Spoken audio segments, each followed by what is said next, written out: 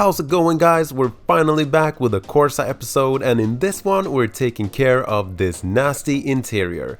Definitely a lot of work with this episode, so if you find this content enjoyable, make sure to leave a like or maybe even a comment. So with that being said, sit back, relax and enjoy the show. There's been a lot of work done to this car prior to this, and in the previous episode I did a detailing restoration on the exterior, where we went from this to this. So if you missed that one, make sure to check that episode out here on my channel.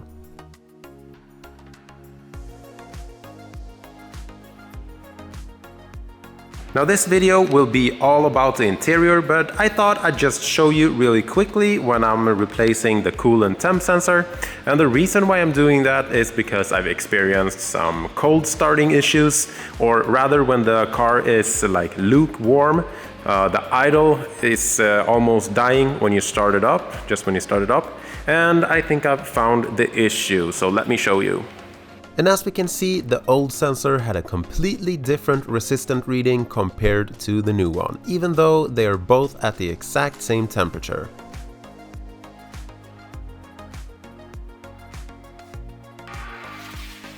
Super easy swap, just need a deep 17mm socket to fit over the sensor, and because the sensor is situated at such a high point, there's basically no coolant loss.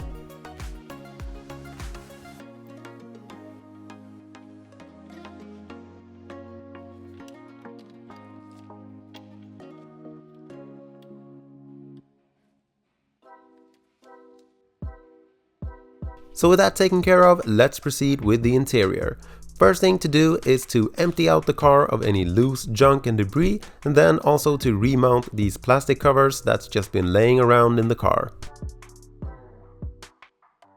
One thing to note is that although this car may not look like one of those crazy disaster details you can see here and there on YouTube, this is usually what it looks like. Real life, deeply embedded dirt on an old car that's been accumulating in the fibers and various surfaces over the years. And of course, it might not make an equally satisfying video, but nonetheless, the challenge is still there.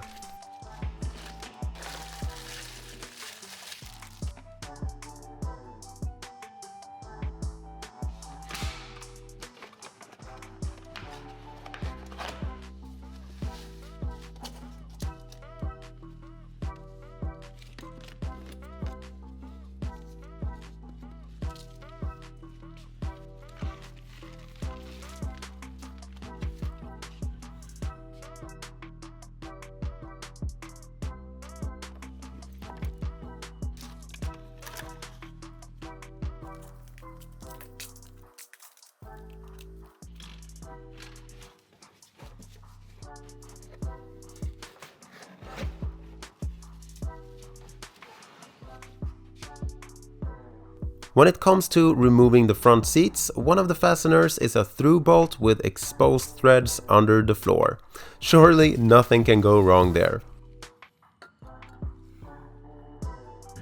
So, bad news. This welded nut right here actually broke off, as we can see.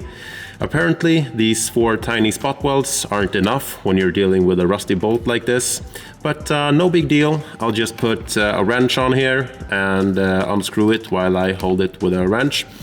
And then when it comes to reassembly, I'll just put a normal, like a locking nut on there with a big washer to spread the load evenly. So yeah, no big deal, I'll just get this removed somehow. Yeah, that didn't work either, so what I had to do was to cut a relief slot in the nut while carefully avoiding cutting into the floor. And as we can see, that worked like a charm.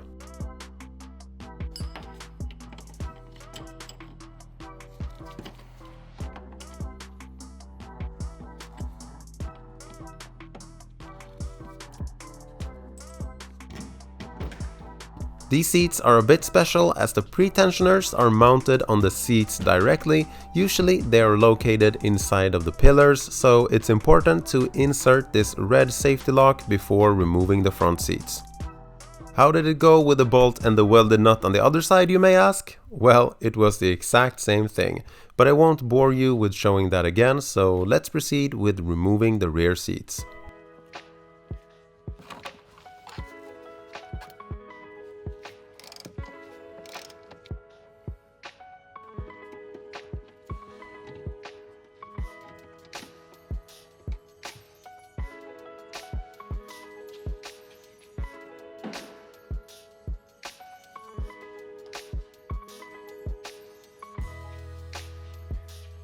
The interior of this car has smelled bad ever since I bought it, and here is the main source of that.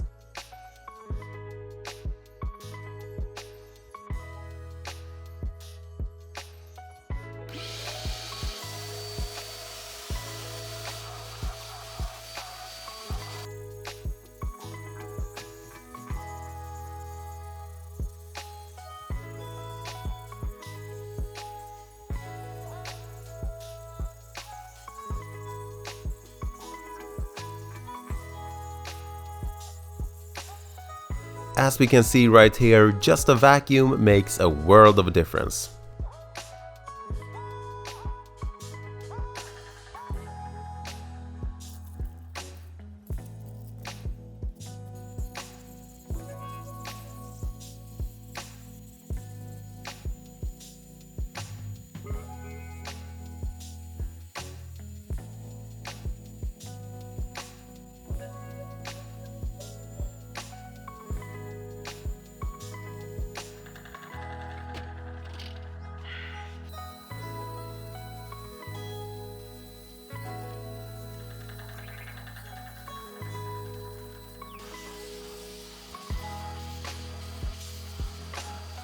I don't know what this is, and honestly I don't wanna know.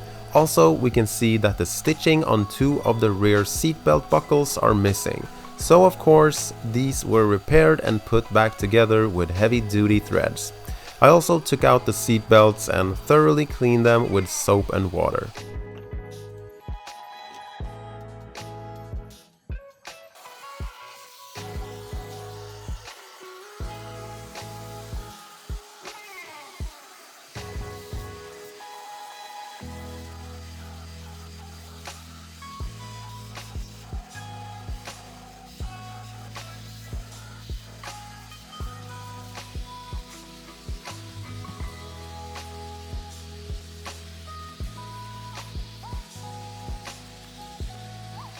So here is the interior in all its glory. As we can see, it's a little bit worse for wear. Mainly the backrest or the rear seats right here. As we can see, it's completely torn, and I think this is the source of the bad smell that I've been experiencing in the car. I think maybe some animal has urinated there, a cat, dog, mouse. I don't think it's a mouse though, because I can't see any mouse poop anywhere. So I think it's like a cat or dog that might have urinated in the seat, a puppy or something like that, and they haven't bothered removing it completely because it stinks of urine, and it comes from this area a little bit on the rug for the rear trunk as well, which I can clean quite easily, by the way. I'll just vacuum it and rinse it off with water and shampoo. Super easy to clean that because there's no foam insulation, in contrast to this, where we actually do have upholstery foam, so that will soak the water, so I can't just spray it with like a high pressure washer. So I have to see what I'm gonna do. I mean, this is good, this is definitely savable, it doesn't smell, and the fabric isn't torn. This part right here of the rear seat is almost as bad as that, so I'm gonna see what I can do there. The passenger front seat is in pretty good condition, so I think it'll clean up really good. And the driver's seat has a little hole here. I will try to patch that up. It won't look perfect, but it'll definitely be better than it was before. And then I think they will clean up pretty good as well. So yeah, this is where we are at. I'm actually in the process of trying to find new rear seats for this car in the same color, but yeah, it's just not available. I've searched everywhere, scrapyards and whatnot, asked around, but no one seems to have it. So if that doesn't pop up, I'm just gonna have to reuse this one. So I'm gonna try to save it the best I can and see where it will take me. I couldn't just sit around and wait for a good used set of rear seats to pop up, so the only thing to do is to try to save the ones I have. And also, I always like a new challenge.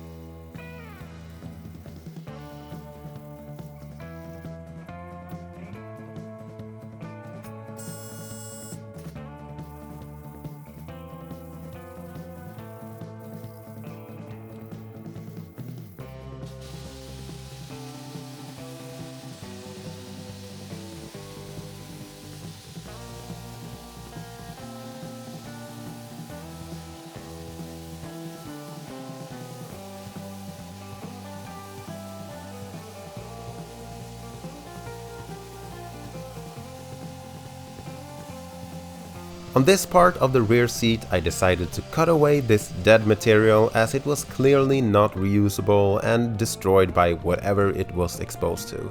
Furthermore, it was a big source of the bad smell.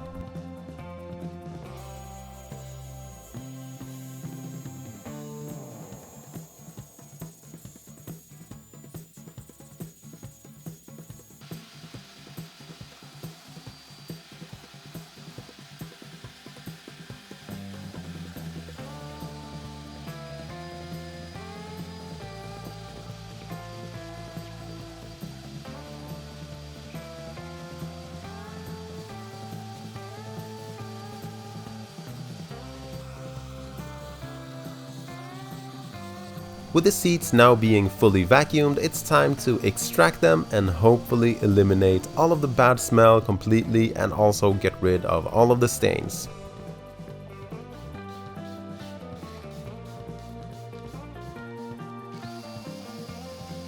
Keep in mind, what you see here in the video is usually just a fraction of what's going on in reality.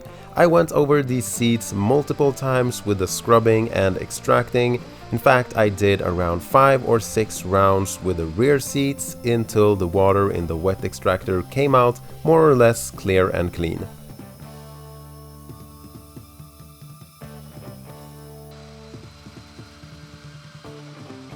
Unfortunately, there were some paint stains on the driver's seat that did not come out. I even tried to rub it with paint thinner, but it still wouldn't rub off. If any of you guys out there have any good tips on how to remove old paint spill from fabric seats, please let us know down in the comments.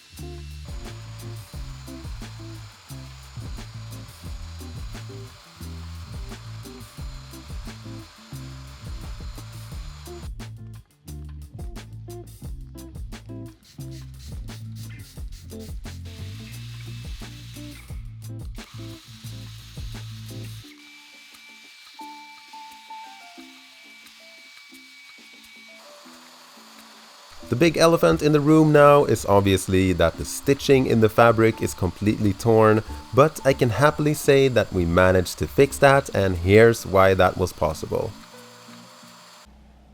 As we can see, all of the seats are in one piece right now. The rear seats are sewed back together, and that is thanks to my mom. So massive shout out to her. She helped me with that. I think they turned out really good. She helped me sew them back together. I did a little bit of it, learned how to use needle and thread.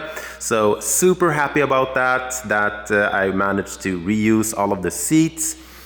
Some of the stains are still there. I tried my best. I promise I went at it like 5 or 6 rounds with the extractor over there, but some of the stains just didn't come out. I think they have basically dyed the fabric. So, but yeah, I think they turned out pretty good compared to how they were before, and I think it'll make a massive difference once they get back into the car. So let's go ahead and do that, but first I'm going to shampoo all of the carpets in the car, wet extract them with the Vauxhall Spot Clean, and then obviously take care of all of the surfaces, the dash and all of that good stuff. So let's get right to that.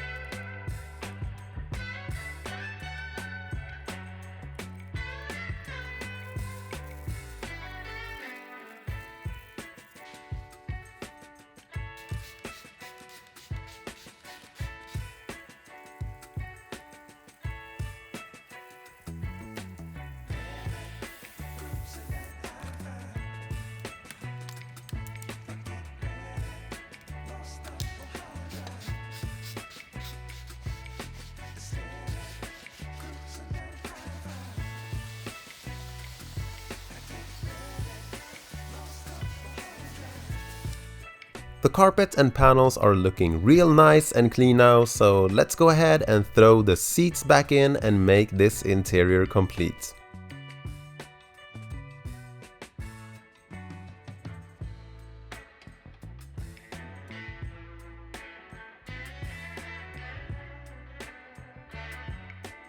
The old rubber floor mats were far beyond the point of reuse, so I bought a new set of generic rubber mats. And with that, the interior is finally complete. I'm super happy with the results, far from a perfect new car of course, but it's clean, the overall appearance is good, and most importantly, it doesn't smell bad anymore.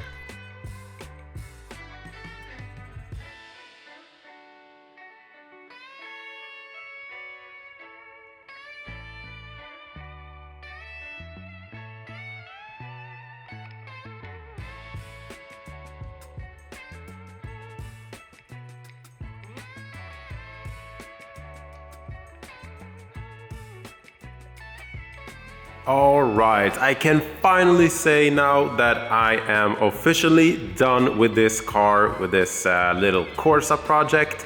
So it's ready to go on to its next owner.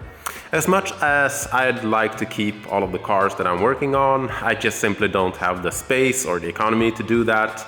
So hopefully this car will serve some future owner or owners out there for many more years to come. So definitely been a lot of work, but I think it's definitely worth it. And I really appreciate you guys coming with me on this journey and all of the positive comments and likes that I've been getting on my videos. I am so grateful for that.